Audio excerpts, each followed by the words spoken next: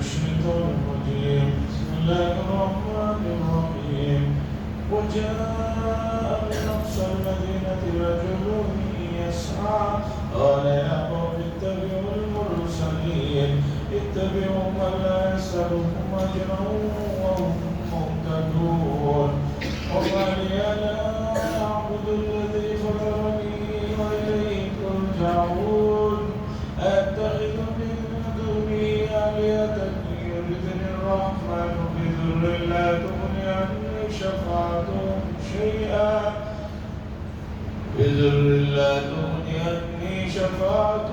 شيئا ولا ينقذون إني إذا لفي ضلال مبين إني آمنت بربكم فاسمعون قيل ادخل الجنة قال يا ليت قومي يعلمون بما غفر لي ربي وجعلني من المكرمين وما أنزلنا على قومه من بعده من جند من السماء وما كنا منزلين إن كانت إلا صيحة واحدة فإذا هم خامدون يا حسرة على العباد ما يأتيهم من رسول إلا كانوا به يستهزئون ألم يروا كما أهلكنا قبلهم من القرون أنهم إليهم لا يرجعون وإن كل لما جميع لدينا محضرون. حضرات سورہ یاسین کا دوسرا رکوع تھا جو ابھی آپ نے سنا. گزشتہ سے پہلے ہفتے میں بات یہاں پر آ کر موقوف ہوئی تھی کہ اللہ تعالیٰ نے کسی زمانے کے واقعے کو سنایا. مفسرین کہتے ہیں یہ زمانہ حضرت عیسیٰ علیہ السلام کے زمانے کے آس پاس کا زمانہ ہے اور جس قریے جس شہر کا تذکرہ ہے یہ انطاکیہ ایک شہر ہے ترکی اور ملک شام کے درمیان. وہاں کا یہ واقعہ یہ ہے کہ وہاں ایک قوم بس رہی تھی جو کفر و شرک میں مبتلا ہو گئی تھی. دو نبی آئے, انہوں نے بات کو سمجھایا, نہیں مانے. یہاں تک کہ ایک تیسرے نبی بھی آئے, انہوں نے بھی سمجھایا لیکن لوگوں نے نہیں مانا اور ان کو قتل کرنے کے در پر ہو گئے. تو اسی وقت اس شہر کے اس طرف کے حصے سے دوسرے سائڈ کے حصے سے ایک شخص آئے. ان شخص کا نام مفسرین نے بتایا ہے حبیب ان کا نام تھا. بڑائی تھے, پلمبر یہ کارپینٹر جسے بولتے ہیں, لکڑی کا کام کرنے والے آدمی تھے. انہوں نے آ کر لوگوں کو کہا کہ بھائی یہ اللہ کی طرف سے بھیجے ہوئے لوگ ہیں, ان کی بات مانو اور ان کے حقانیت کی دلیل یہ ہے کہ یہ تمہیں جو نصیحت کر رہے ہیں بدلے میں تم سے کوئی معاوضہ نہیں مانگ رہے, تم سے کوئی اور چیز نہیں طلب کر رہے, ان کی بات کو مانو. اور ان صاحب نے جو شہر کے دوسرے حصے سے آئے تھے جن کا نام مفسرین نے حبیب نجار بتایا, انہوں نے کہا کہ میں اللہ پر کیوں ایمان نہیں لاؤں؟ تم مجھے یہ بتاؤ کہ میں اللہ پر ایمان کیوں نہ لاؤں؟ اس لیے کہ اسی نے مجھے پیدا کیا, اسی کی طرف ہم سب کو لوٹا کر لے جایا جائے گا. اللہ کے علاوہ کسی اور کی پرستش میں کیوں کروں جبکہ نہ وہ کوئی سفارش کر سکتے ہیں نہ کچھ کام ہمارا بنا سکتے ہیں. انہوں نے بہت سمجھایا بجھایا, یہاں تک کہ لوگوں نے ان صاحب کے پیچھے پڑ گئے. تک ان کے پیچھے تھے, اب ان صاحب کے پیچھے پڑ گئے, یہاں تک کہ ان کو مار مار کر ان لوگوں نے ختم کر دیا. قرآن مجید نے کہا, ہم نے کہا قیل ادخل الجنہ, جنت میں داخل ہو گئے. وہ شہید ہو گئے, اللہ نے کہا کہ ان کو جنت میں داخل کر دیا گیا. وہ انتقال ہوتے ہوتے بھی انہوں نے کہا، اپنی قوم پر بہت انہیں افسوس ہوا، کہنے لگے کاش میری قوم، میرے لوگ میری بات سنتے سمجھتے، لیکن ایسا نہیں ہوا۔ اور انہوں نے فرمایا کہ اللہ نے میری بخشش کر دی اور محترم لوگوں میں مجھے شامل کر دی۔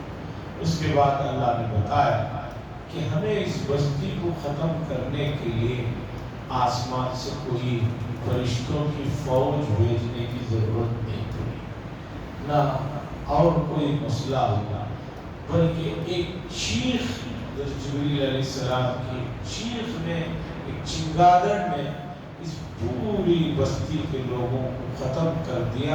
فَإِذَا هُمْ خَامِدُونَ۔ آپ نے دیکھا ہوگا کہ جب کوئی چیز جل جاتی ہے تو راکھ کا ڈھیر جیسے بن جاتی ہے، پوری کی پوری بستی اس طرح جو ہے ختم ہو گئی۔ تو یہ واقعہ اس رکوع میں جو ابھی میں نے پڑھا، اس میں اللہ نے بتایا۔ اس کے بعد اللہ تبارک و تعالیٰ نے وحدانیت کے دلائل کو ذکر فرمایا کہ بھئی اللہ کو ماننا کیوں ضروری ہے، پھر آخرت کا مسئلہ کیوں ضروری ہے۔ بڑی پیاری مثالوں سے اللہ نے بات کو سمجھائی ہے کہ آخرت کو نہیں مانو گے تو پھر انسان جانور بن جاتا ہے، درندہ بن جاتا ہے، اور آخرت ہے کیوں ہے، اس کے دلائل کو اللہ نے ذکر فرمایا۔ وَجَاءَ مِنْ أَقْصَى الْمَدِينَةِ رَجُلٌ يَسْعَىٰ۔ اور دوڑتے ہوئے جلدی جلدی شہر کے اس حصے سے ایک آدمی دوڑتے ہوئے ہے۔ کون آدمی؟ حبیب نجار صاحب۔ قال یا قوم اتبعوا المرسلین۔ انہوں نے کہا اے میری قوم، ان رسولوں کی، ان اللہ کی برگزیدہ لوگوں کی اتباع کرو، ان کی بات سنو۔ اتبعوا من لا يسألون، ان کی اتباع کرو، ان کی بات سنو، یہ تم سے کوئی اجر نہیں مانگ رہے ہیں، وہم مہتدون، اور یہ ہدایت یافتہ لوگ ہیں۔ وما لی لا اعبد الذی۔ ابن نجار صاحب کہتے ہیں کہ مجھے کیا ہوا کہ میں اللہ کی عبادت نہ کروں، فطرنی، جس نے مجھے پیدا کیا، وَإِلَيْهِ تُرْجَعُونَ، اور اسی کی طرف سب کو لوٹا کر لے جایا جائے گا۔ بھائی کوئی تو وجہ ہونی چاہیے اللہ کی انکار۔ اللہ نے بنایا تو پھر اللہ کو نہیں مانیں گے تو کسے مانیں گے؟ أَأَتَّخِذُ مِن دُونِهِ آلِهَةً، کیا میں اللہ کو چھوڑ کر دوسروں کی عبادت کروں کہ اگر رحمان مجھے کچھ نقصان پہنچانا چاہے تو کوئی ان کی طرف میرا سفارشی بھی نہیں بن سکتا اور نہ مجھے چھڑا سکتا۔ اللہ کسی کی پکڑ کر لے، مجھے بتائیے کہ کون ہے جو اللہ کی پکڑ سے چھڑا سکے۔ اس کی زندگی مثالیں، دلیلیں یہ ہیں، کتنے میں سے ایسے لوگ ہیں جو بڑے صاحب حیثیت، بڑے پاورفل لوگ، لیکن جب ان کا انتقال ہو رہا تو کیا کوئی ان کو انتقال ہونے سے روک سکتا ہے؟ میں خاص طور پر تجرباتی طور پر ایک مثال دیتا ہوں۔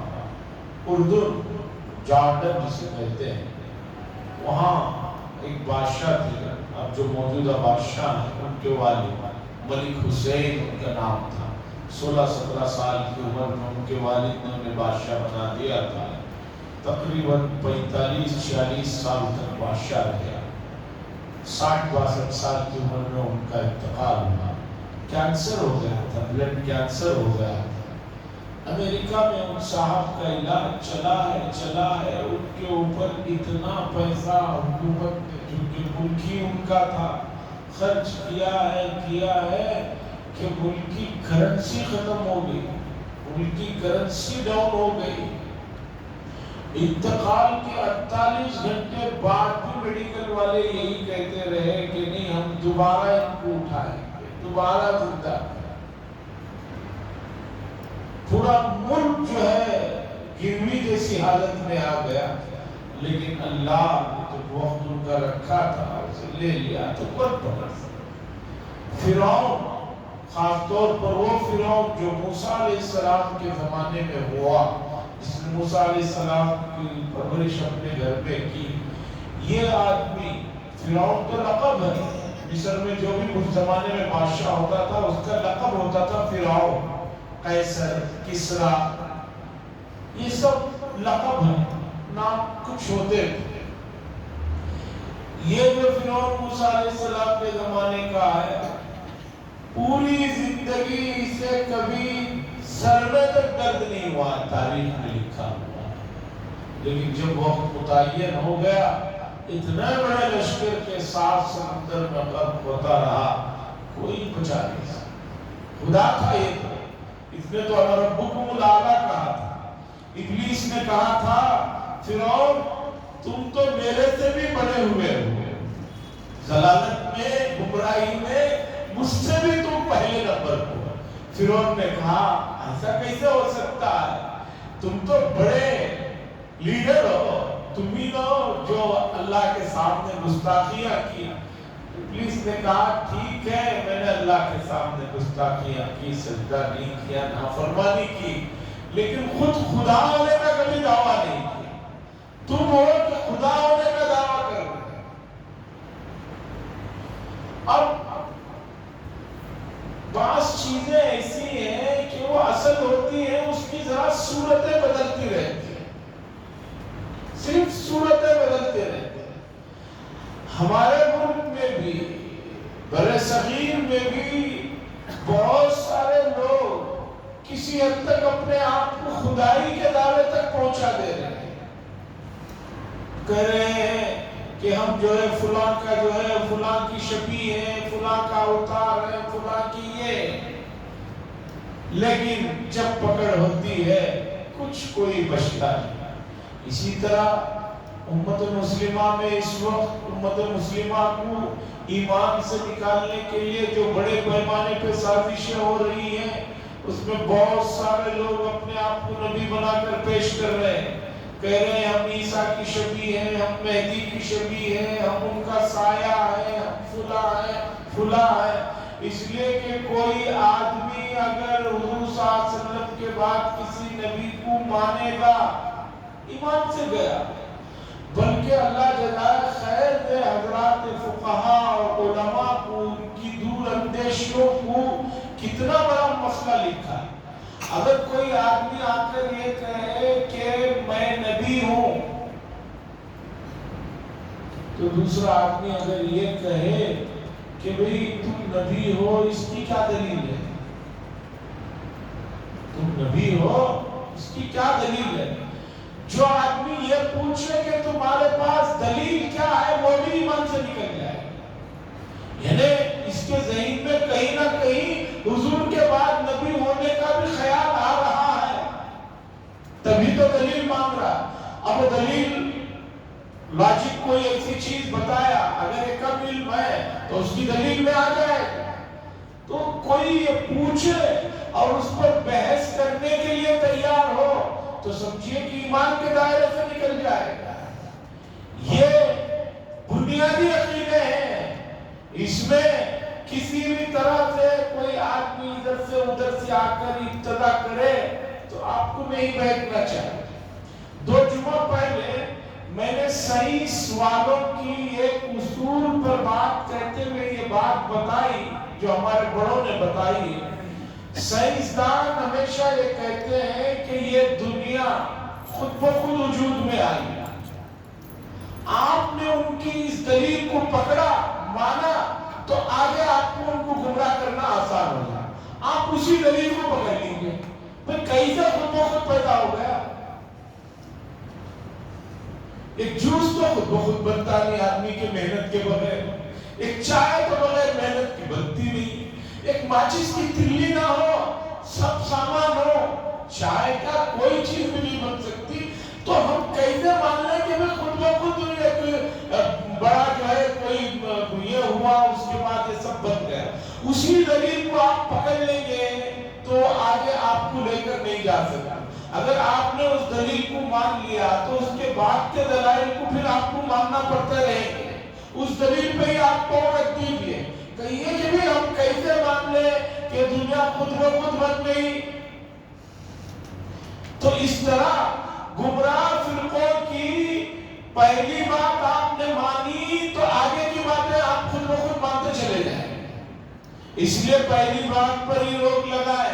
कोई कहे कि मैं नबी हूं, उसकी दलील ये है, यहां पर ही उसकी रोक लगा दे कि भाई नहीं, हम नहीं मानते, आगे बात ही खत्म हो जाएगी। मौजूदा जमाने में ईमान पर बड़े डाके पड़ रहे हैं, इसलिए इस चीज की तरफ तवज्जो देने की जरूरत है। इन्नी इज़ल लफी ज़लालिम मुबीन, उन्होंने फरमाया हबीब नज्जार ने, इस वक्त तो मैं खुली हुई गुमराही में हो जाऊंगा अगर अल्लाह को छोड़कर किसी और की परस्तिश या इबादत करूं। इन्नी आमनतु बिरब्बिकुम फस्माउन, बेशक मैं ईमान लाया तुम्हारे रब पर, फस्माउन मेरी बात सुनो। क़ील दुखुलिल जन्नह, उन्होंने जो मारा, इनकी जो जान गई, कुरान ने उसका जिक्र नहीं कहा। अल्लाह ने फरमाया कि जन्नत में दाखिल हो जाओ। चूंकि ये बात जन्नत में दाखिल होने की उसी वक्त हो सकती है जब आदमी दुनिया में खत्म होता है। क़ाल या लैता क़ौमी यअलमून, वो कहने लगे ऐ काश मेरी कौम मेरी बात को जान ले। बिमा गफ़र ली रब्बी, मेरे परवरदिगार ने मेरी बख्शिश कर दी और मुझे मुहतरम लोगों में से बना दिया। वमा अंज़लना अला कौमी, और हमने नहीं नाजिल किया उस कौम पर उसके बाद कोई फरिश्तों की फौज को, कोई फौज को आसमान से नाजिल नहीं किया। वमा कुन्ना मुनज़िलीन, और हमें नाजिल करने की जरूरत भी नहीं है। इन कानत इल्ला सैहा, बस एक चिंगारत थी, सैहतुन वाहिदा, एक चिंगारत थी जिसने सब कुछ सुला दिया। फइज़ा हुम खामिदून, पस राख के ढेर में तब्दील हो। या हसरतन अलल इबाद, बंदों पर बड़ा अफसोस है अफसोस बंदों पर। मा यातीहिम मिन रसूलिन इल्ला कानू बिही यस्तहज़िऊन, उनके पास जब भी कोई रसूल आया तो उन्होंने उन रसूलों का मजाक उड़ाया, रसूलों का मजाक उड़ाया, अच्छी बातों का मजाक उड़ाया, दीन की चीजों का मजाक उड़ाया। ये जमाने माजी में भी था, अब भी दीन जो है बहुत सारे लोगों के नजदीक मॉडर्न, जो अपने आप को मॉडर्न कहते हैं, वो दीन की चीजों को इसी तरह देखते हैं।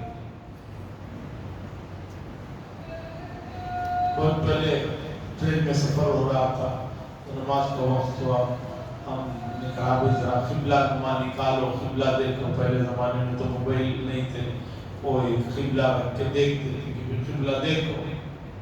तो एक साहब कहे हज़रत इतना डीप में जाने की क्या जरूरत है, पढ़ लीजिए नमाज, नमाज हो जाएगी, दिल से पढ़े तो हो जाएगी।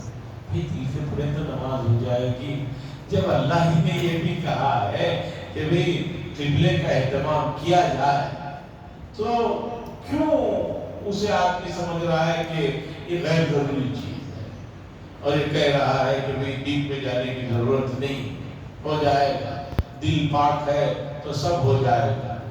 भाई दिल पाक है नहीं है इसका इल्म तो मरने के बाद होगा।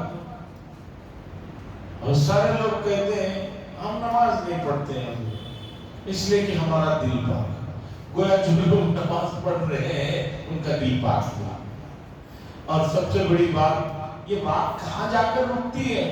हुजूर सल्लल्लाहु अलैहि वसल्लम मरदुल वफात में भी नमाज पढ़ रहे हैं, क्या हुजूर से भी पाक किसी का दिल है?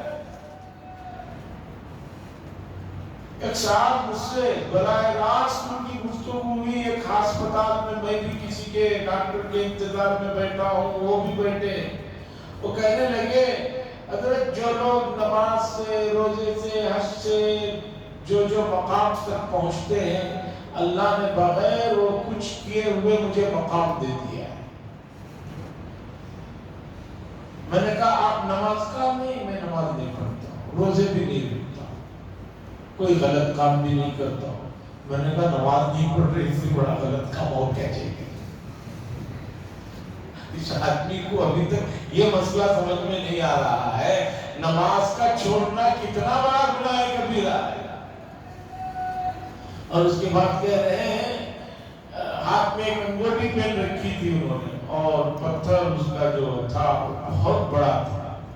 मैंने कहा भाई कोई उंगली छुप गई है आपने जो ये अंगूठी पहनी? कहा हज़रत इस पर कुछ मत कहिए, सब बुरे कामों से इसी अंगूठी मुझे रोकती है। میں نے کہا کہ بھئی انگوٹھی آپ کو برے کام سے روک رہی ہے اور آپ یہ بھی کہہ رہے ہیں کہ یہی سب کچھ اگر آپ مان رہے ہیں تو کیا ہے شرک اور ایمان کے درمیان کا فاصلہ کیا ہے؟ جب حضرت عمر رضی اللہ تعالیٰ حجر اسود کو اپنے دور خلافت میں بوسہ دیتے ہیں تو کئی نئے مسلمان دھوکے میں نہ پڑ جائیں۔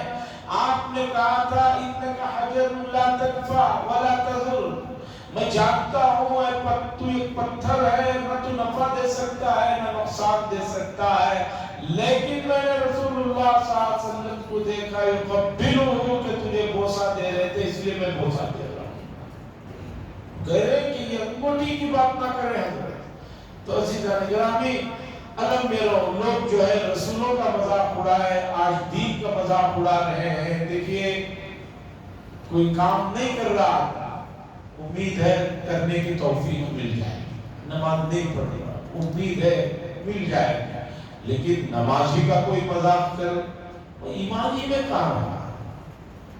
کوئی سنت کا مذاق کرے، چھوٹی سنت بڑی سنت کسی کا بھی مذاق کرے، ہمارا اہل سنت والجماعت کا متفقہ عقیدہ ہے کہ وہ جو ہے ایمان کے دائرے سے نکل جائے۔ الم یروا ما اهلكنا قبلهم من القرون انهم اليهم لا يرجعون، اللہ فرماتے ہیں کتنے بستیاں ہیں، کتنے جو ہے جماعتیں ہیں جن کو ہم نے گزرے ہوئے زمانوں میں ہلاک کر دیا اور وہ لوٹ کر بھی نہیں آنے والے۔ کتنے لوگ ہیں جن کو ہلاک کر دیا، کیا یہ امید رکھنے جن کو ہلاک کیا وہ پھر دوبارہ آ جائیں گے؟ ایسا تو کبھی نہیں ہوا۔ وَإِن كُلٌّ لَمَّا جَمِيعٌ لَدَيْنَا مُحْضَرُونَ، اور ان تمام لوگوں جو گزر گئے ہیں ان کو جمع کر کے ہمارے سامنے حاضر کیا جائے گا، ان کو لایا جائے گا، مر کے کھپ کے ختم نہیں ہو جائیں گے، ان سب کو جمع کر کے لایا جائے گا۔ اب اللہ آگے دلائل دیتے ہیں، بات بھی کہتا ہے کہ کیسے مرنے کے بعد زندہ ہوں گے۔ اللہ کہہ رہے وَآیَةٌ لَهُمُ الْأَرْضُ الْمَيْتَةُ، اور لیجئے ایک نشانی مردہ زمین سے، آدمی کے مردہ ہونے مرنے کے بعد دوبارہ اٹھایا جائے گا، کیا دلیل ہے سمجھ میں نہیں آ رہا۔ اللہ کہہ رہے ہیں لیجئے ایک مردہ زمین کی مثال، ایک زمین بالکل بنجر ہو جاتی ہے، اس میں سے دھول اٹھنے لگتی رہتی ہے، بالکل یہ رہتا ہے۔ احیینا، ہم اس زمین کو زندہ کرتے ہیں، بارش کا پانی پڑتا ہے ہم اس زمین کو زندہ کرتے ہیں۔ وَأَخْرَجْنَا مِنْهَا حَبًّا، اور اس سے اناج کو نکالا جاتا ہے، فَمِنْهُ يَأْكُلُونَ، تم اس سے کھاتے ہیں۔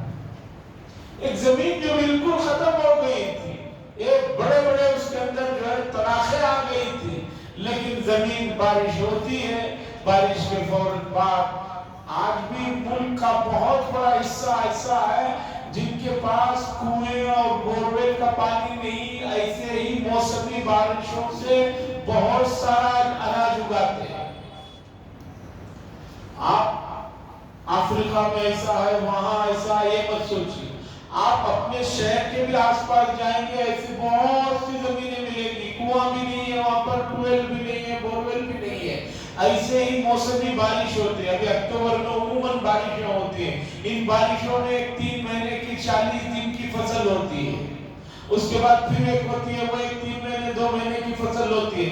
اللہ فرما رہے دیکھو بھی مردہ ہو گئی تھی زمین، تو ختم ہو گئی تھی، ہم نے اسے زندہ کیا اور اس سے اناج کو نکالا اور اس سے تم کھا رہے ہو۔ جب یہ دیکھ رہے ہو تو پھر مردوں کو زندہ کرنے کی بات کہی گئی تو کیا اس میں حیرت کی بات ہے؟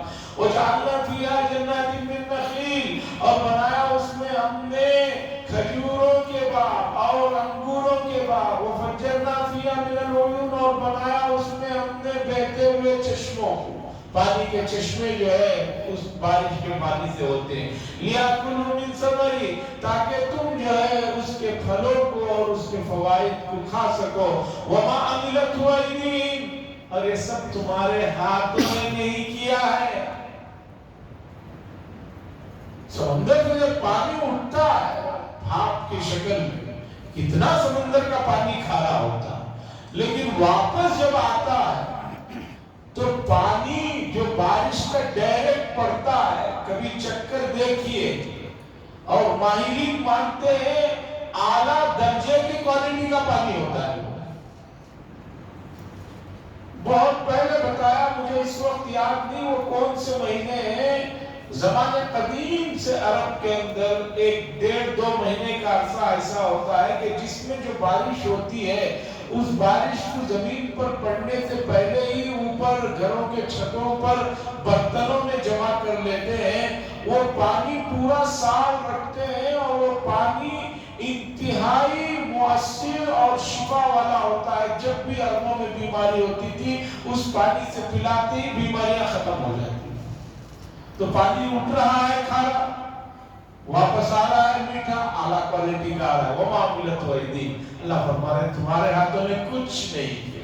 افلا یشکرون، کیا اس کے بعد بھی تم شکر گزار نہیں بنو گے؟ اس کے بعد بھی فرما بردار نہیں بنو گے یہ سب چیزیں دیکھ کر؟ اب سنیے دوسری دلیل کہ مرنے کے بعد دوبارہ زندگی ہے. اس کی دوسری دلیل سنیے. سبحان الذی خلق الازواج کلها، پاک ہے وہ ذات جس نے بنایا ہر ایک میں جوڑا جوڑا. مما تنبت الارض، جو تم اگاتے ہو اس میں بھی جوڑا جوڑا ہے. ومن انفسہم، اور تمہارے جانوں میں بھی جوڑے جوڑے ہیں. ومما لا یعلمون، اور اس چیزوں میں بھی جسے تم نہیں جانتے. انسانوں میں تو معلوم ہے کہ بھی مذکر ہے، مؤنث ہے، میل ہے، فیمیل ہے. پھر جانوروں میں بھی بہت سارے میل فیمیل کا معلوم ہے. اللہ فرما رہے ہیں کہ اناج میں بھی میل اور فیمیل ہے. خاص طور پر عرب میں آج سے 1500 سال پہلے ہی کھجوروں میں پیداوار زیادہ آنے کے لیے، کھجور کے درختوں میں پیداوار زیادہ آنے کے لیے وہاں پر ایک طریقہ تھا کہ یہ درخت مذکر ہے، میل ہے، یہ فیمیل ہے. اس کے کچھ پتوں کو لے کر، اس کے کچھ اوپر کے حصے کو لے کر اس میں کیا جاتا تھا، کچھ خاص انداز ہوتا تھا جس کی وجہ سے پیداوار زیادہ ہوتی تھی. اب سائنس نے ترقی کر کے کہا ہے کہ ہاں پودوں میں بھی میل فیمیل ہوتے ہیں. بلکہ اللہ کہہ رہے وہ مما لا یعلمون، اور ان چیزوں میں بھی جسے تم نہیں جانتے. اور رات ہے تو دن ہے. کوئی بھی چیز جو ہے جوڑے کے بغیر نہیں ہے. یہ مسئلہ سمجھیے قرآن کی آیت سے. اب سائنس والے کہیں کہ یہ کیڑا مذکر ہے، یہ مؤنث ہے، تو تعجب کی کوئی بات نہیں بھی. ہمیں تو 1450 سال پہلے ہی اطلاع دے دی. بلکہ بجلی میں بھی آپ دیکھیں گے ایک منفی رہتا ہے اور ایک مثبت رہتا ہے. بجلی کے 2 تارے ہوتے ہیں، اس میں ایک منفی اور ایک مثبت ہوتا ہے. اب سنیے کہ آخرت کیوں ضروری ہے؟ اس لیے کہ جب ہر چیز کا اللہ نے جوڑا بنایا تو اس دنیا کا جوڑا کہاں ہے؟ اس دنیا کا جوڑا ہے آخرت. رات ہے تو دن ہے، ادھر اس کا مذکر ہے تو اس کا مؤنث ہے. تو یہ جو دنیا ہے اللہ فرما رہے ہیں کہ اس کا بھی تو جوڑا ہونا چاہیے تبھی بات مکمل ہوگی. تو یہ دنیا ایک حصہ ہے، اس میں کیے جانے والے اعمال کی جزا اور سزا اور اس کے اوپر ملنے والے انعامات بھی تو دینا ہے. تو اسی کا نام آخرت ہے، دوسری دنیا ہے.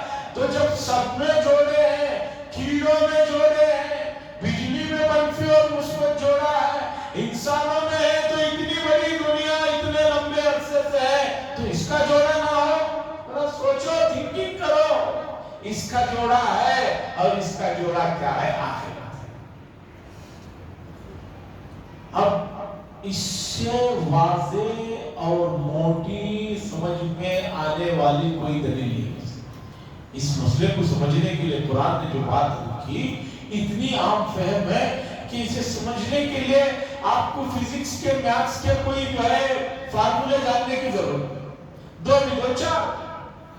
ٹھیک اسی طرح جب ہر چیز میں جوڑا ہے تو دنیا کا جوڑا کیا ہے؟ آخرت. تو اب تم آخرت کا انکار کر رہے ہو تو یہ بیوقوفوں والی بات ہے، یہ کم عقل والی بات ہے اس لیے اس بات کو چھوڑ دو. ومن انفسہم، اور تمہارے نفسوں میں بھی اللہ نے جوڑے بنایا. مما لا یعلمون، اور ان چیزوں میں جسے تم نہیں جانتے. پھر اس کے بعد اللہ فرما رہے ہیں وآیۃ لہم اللیل، اور تمہارے لیے رات میں نشانی ہے. نسلخ منہ النہار، رات کی چادر کو، رات پر سے دن کی چادر کو ہم چھین لیتے ہیں، نکال لیتے ہیں. جب نکال لیتے ہیں فَإِذَا هُمْ مُظْلِمُونَ، تم اچانک جو ہے اندھیروں میں پہنچ جاتے ہو. روشنی ہے، اس روشنی کو نکال لیتے ہیں اللہ. نکالتے ہی کیا ہو جاتا ہے؟ اندھیرا ہو جاتا ہے. یہاں سے آگے سورج چاند سے متعلق بہت ساری چیزیں ہیں. بہت زمانے تک لوگ کہتے تھے کہ یہ چیزیں سائنس سے ٹکرا رہی ہیں، لیکن نہیں، سائنس مان رہی ہے کہ جو الفاظ سورج چاند کے لیے قرآن نے استعمال کیے وہی پرفیکٹ. سائنسدانوں کے تو ہر 20-30 سال کے بعد ان کے نظریات بدلتے رہتے ہیں. آپ کو معلوم ہے پہلے کہا جاتا تھا دنیا گول ہے، گول ہے، گول ہے، لیکن رشیا کے سائنسدانوں کی تحقیق ہے دنیا گول نہیں ہے بھائی، انڈے کی شکل جیسی ہے. اب چند دنوں کے بعد اور کون سی شکل کی بتائیں. جب اس پر ایمان لا رہے ہو تو اللہ کی بتائی ہوئی باتوں پر ایمان نہ لانے کا کوئی مسئلہ نہیں. اور خاص طور پر آگے میں بات بتانا چاہتا ہوں کہ مسلسل آنے والے دنوں میں بچوں کی اسکولوں کو 4-5-7 دن چھٹیاں ہیں، اور ان ایام میں مسلسل برادران وطن کے قومی تہوار ہیں جو سراسر بت پرستی، کفر و شرک پر مبتلا ہے. بہت سارے لوگ اس میں دیکھنے کے لیے پہنچ جاتے ہیں، ایسی محفلوں میں شریک ہو جاتے ہیں. شرعاً اس کی اجازت نہیں ہے. من کسر سواد قوم فهو منهم، جو جس قوم کی تعداد کو، پاپولیشن کو بڑھاتا ہے وہ انہی میں سے شمار ہوتا ہے.